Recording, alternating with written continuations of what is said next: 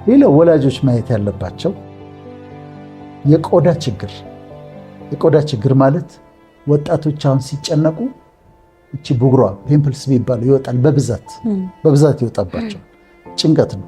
ኤግዚማ የሚባለው ቀይ ሆኖ የሚያሳክክ ከጭንቀት ጋር በጣም ይያያዛል። እና የቲኔጀር ከሆነች ልጅሽ አይተሻት ፊቷን አይተሻት እንዲህ ሲበዛባት ስትረስ ውስጥ እንደሆነች መገመት አለብሽ። እሱ ነው። የወር አበባ ይዛባል፣ ይዘገያል፣ ወይም በጣም ቶሎ ቶሎ ይመጣል። የአይን የማየት ችግር፣ አይን ማየት እየቀነሰ ይመጣል። ክሮኒክ ስትረስ ሲሆን ጆሮ የመስማት ችግር እየቀነሰ ይመጣል። ውፍረት ይመጣል፣ ኦቤሲቲ። ከዛ ከባባዶቹ አሉ፣ ጠቅላላ አድርጌ ላቅርባቸው። የረጅም ጊዜ ጭንቀት፣ የረጅም ጊዜ ስትረስ ስኳር ያመጣል፣ ዲያቤትስ ማለት ደም ብዛት ያመጣል፣ ሃይፐርቴንሽን፣ ሀርት አታክ ያመጣል። የልብ ድንገተኛ አታክ እና ሀርት አታክ ገጠመው ይባላል አይደለም? እሱን ያመጣል። የተለያዩ የልብ በሽታዎችን ያመጣል። ስትሮክ ያመጣል። በአንድ ወገን የሚመታሽና ይሄ ግማሽ አካሌ የሚደነዝዘው ስትሮክ ያመጣል። በሽታን የመከላከል አቅምን ይቀንሳል። በሽታን የመከላከል አቅም ሲቀንስ ደግሞ ኢንፌክሽኖችን ከዛ ደግሞ ኢቨን ቲዩመር የመሳሰሉት ነገሮች ከበሽታ መከላከል አቅም ጋር በቀነስ ጋር አብሮ ይመጣል ማለት ነው። ያስረጃል። ቆዳሽ ላይ ከእድሜሽ የበለጠ ነው የምትመስዪው። ፊትሽ ቶሎ ማርጀት አለ፣ ያለ እድሜ መሞታል። ይሄ ሁሉ ምንድን ነው የሚያመጣው? ስትረስ ነው። ስለዚህ በጣም ጠላታችን ነው። እንዳልኩሽ ነው ዩኤን ሆም ብሎ ትሬኒንግ አዘጋጅተው ከመመሪያ አልፎ ነው ስትረስ ማኔጅመንት ይሰጥ ተብሎ ስትረስ ላይ የሚሰጠው በዚህ ምክንያት ነው። 4 ኤዎች የሚባሉ አሉ። 4 ኤዎች። አንደኛው አቮይድ ነው። አቮይድ ማለት ጭንቀት ሊያመጡብሽ የሚችሉ ነገሮችን ልታስወግጃቸው የምትችያቸው ከሆነ ታስወግጃቸዋለሽ። ለምሳሌ ትራፊክ ጃም ያስጨንቀኛል አይደለም? ቀድሞ መውጣት፣ በቃ ቀድሞ መውጣት። 1 ሰዓት ከሩብ ከወጣው መንገዱ ተዘግቷል። 12 ተኩል መውጣት ጭንቀት አስወገደልኝ። አንድ ቁልፍ እየጠፋ የሚያስቸግረኝ ከሆነ ቁልፍ ማስቀመጫ ቦታ መወሰን፣ እዚህ ጋር ነው ቁልፍ የሚቀመጠው ብሎ ታስቀምጫለሽ። አንድ ትልቅ ጭንቀት አስወገድን ማለት ነው። በዚህ መንገድ የሚረብሹሽ ሰዎች፣ የበታችነት ስሜት እንዲሰማሽ የሚያደርጉ፣ ባገኘሻቸው ቁጥር የሚያበሳጩሽ፣ ስለ ራስሽ ኮንፊደንስ እንድታጢ ወይ ደግሞ ቤታቸው ስትሄጂ እንደዛ የሚያሰሙሽ ስለ አንቺ መጥፎ ነገር በቀልድም ይሁን አቮይድ። አንደኛው መፍትሄ እሱ ነው። ቤተሰብሽን አቮይድ ማድረግ አትችይም፣ ግን አቮይድ ልትታያቸው የምትችይ ሰዎችን መተው፣ ልትታያቸው የምትችይ ሁኔታዎችን መተው። ከዛ ኖ ማለት መቻል። አሁንም አቮይድ ጋር ለምሳሌ እዛም ጋር ስብሰባ ና ይሉኛል፣ እዛም ጋር ንግግር አድርግ፣ እዛም ጋር ፕሮግራም አለ፣ እዛ ጋር ሁሉን ለማስደሰት ይዝና ቅዳሜ ሲመጣ ጭንቀት ውስጥ ትገባለህ። ስለዚህ አልችልም፣ ይኸኛውን አልችልም፣ ይቅርታ ማለት መቻል በጣም አስፈላጊ ነው። ስለዚህ ለርን ቱ ሴይ ኖ፣ በቃ ከአቅሜ በላይ ነው፣ አልችልም፣ አም ሶሪ ማለት መቻል ያስፈልጋል። ይሄ አቮይድ ማለት ልንከላከላቸው የምንችላቸውን ነገሮች፣ ልናስወግዳቸው የምንችላቸውን የጭንቀት ምክንያቶች እነሱን ማስወገድ ነው፣ አቮይድ ነው። ሁለተኛው ኦልተር ነው። ሁለተኛ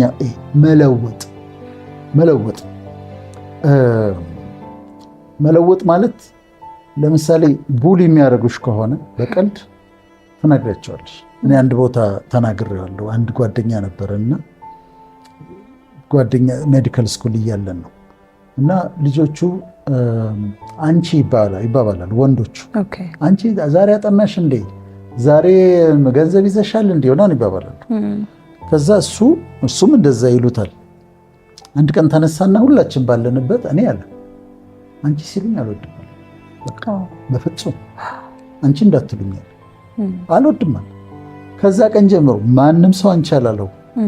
ስለዚህ የማንወዳቸውን ነገሮች ተው፣ እንዲህ አይነት ቀልድ አልፈልግም፣ እንዲህ አይነት ጨዋታ አልፈልግም ብሎ ሪስፔክትፉሊ መናገር። የሚሰማሽን አለቃሽ እኮ ደስ ብሎት የምትሰሪ መስሎት ይሆናል እኮ እሱ አሁን 14 ሰዓት በቀን ስትሰሪ በቃ ስራ የምትወጂ ምናምን እና ይሄ ነገር እኮ እየበዛብኝ ነው፣ ትንሽ እረፍት እየነሳኝ ነው፣ የቤተሰብ ጊዜ ያስፈልገኛል ብሎ ፕሮፐርሊ ያንን ማናገር። ከዛ ጊዜን ስትረስን ለማስወገድ ጊዜን በትክክል መጠቀም፣ በጀት አድርጎ ጽፎ ጊዜን በትክክል ከተጠቀምኩበት አልሯሯጥም፣ ይሄን ያደርጋል። አሁን በዚሁ ስር 5 ደቂቃ ነኝ ያለኝ ማለት አሁን ላይ ሰዎች ብዙ ሰዎች ይደውሉልኛል። አንዳንዶቹ የግድ ማንሳት አለብኝ። ስለዚህ ረዘም አድርገው ሊያወሩ ሲሉ እስቲ ንገርኝ 5 ደቂቃ ነው ያለኝ ንገርኝ እላታለሁ። አሁን መጀመሪያ ምን አደረኩ? ጊዜ ሊሚት አደረኩ። ቤታቸው ሊሄድ ከሆነ 10 ደቂቃ ነች ያለችኝ ግን ገብቼ እወጣለሁ እላቸዋለሁ። ይሄ ሁሉ መለወጥ ነው።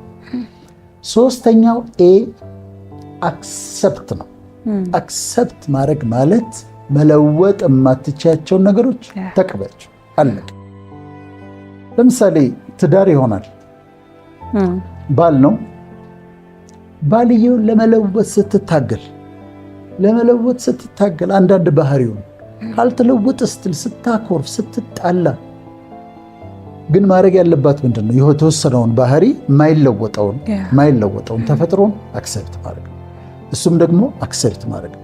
አንዳንድ ልንለውጣቸው ማንችል የአካል ጉዳት ከሆነ የሆነን ችግር ከሆነ የሰው ሞት ከሆነ ልለውጠው አልችልም አይደለም፣ አክሰፕት ማድረግ ያስፈልጋል። ከዛ በራስሽ ላይ ጥሩ መናገር እችላለሁ፣ ይሄን አደርጋለሁ ብሎ በራስ ላይ መናገር፣ ይቅር ማለት፣ ከስተቶቼ ደግሞ መማር ያስፈልጋል። የመጨረሻው አዳፕት ነው። ከሁኔታዎቹ ጋር ለምሳሌ ስራ ቢዚ ከሆነ ከሁኔታዎቹ ጋር መላመድ።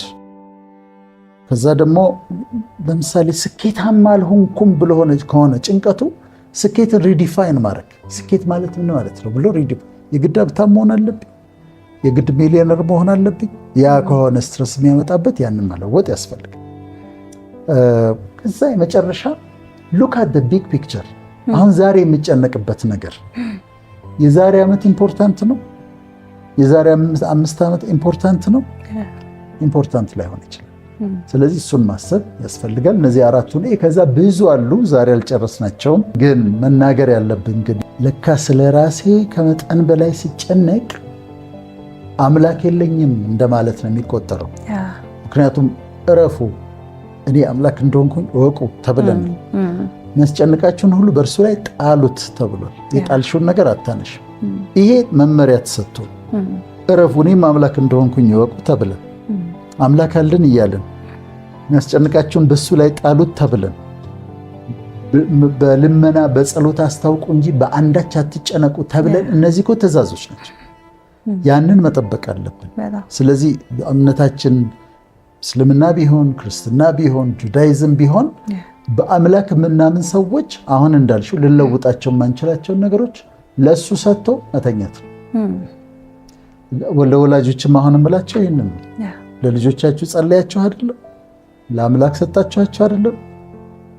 ተኙ፣ በቃ ኑሯችሁን ኑሩ፣ ለውጥ አታመጡ። ማንም ተጨንቆ ከራሱ ላይ አንዷን ፀጉር መለወጥ አትችልም። ይህ ከቁመት አጨም ለቀኑ ክፋቱ ይበቃዋል ተው እና መቼም መንፈሳዊ ነገር ይረዳል ለጭንቀት። እኔ የተለያዩ ሶሉሽኖች አሉ፣ ግን እንደ ግል ብትጠይቂኝ ግን ከሳይኮሎጂውም በላይ ከሁሉም በላይ በመንፈሳዊ በአምላክ ላይ መተማመን በፈጣሪ ላይ ማረፍ ጭንቀትን ይገላግላልና ተናገሩና ጸልዩና አሳውቁና እረፉ። በቃ ይሄው ለሁሉም ብለው ይሄንን ተጨንቃችሁ ማታ በመጨነቅ ነገ የሚመጣውን ነገር አልቀይረውም። ስለዚህኛው መጨነቅ ስለዛኛው መጨነቅ አልቀይረውም። ስለዚህ መንገር ለፈጣሪ መንገር በጸሎት ከዛ እንደታዘዝነው ማረፍ አለመጨነቅ ያስፈልጋል ማለት ነው።